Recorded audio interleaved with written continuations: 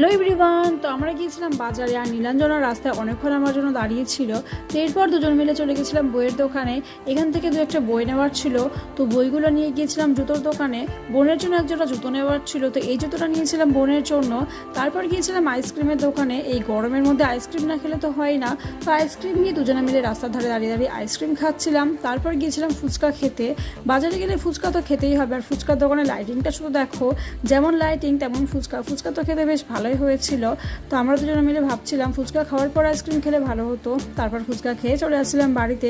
তখন এই মন্দিরটাতে পুজো হচ্ছিল, আর এটা আমাদের এখানে বেশ পুরনো মন্দির। তো আমরা দুজন মিলে বেশ কিছুক্ষণ দাঁড়িয়েছিলাম ওখানে। তারপর চলে আসি বাড়িতে। আর বাড়িতে এসে এই বড়মা ফোন করেছিল যাওয়ার জন্য, তো আমরা তিনজন মিলে চলে গেছিলাম বড়মাদের বাড়িতে। আর এখানে দেখো, ওর নাম হচ্ছে গোলু।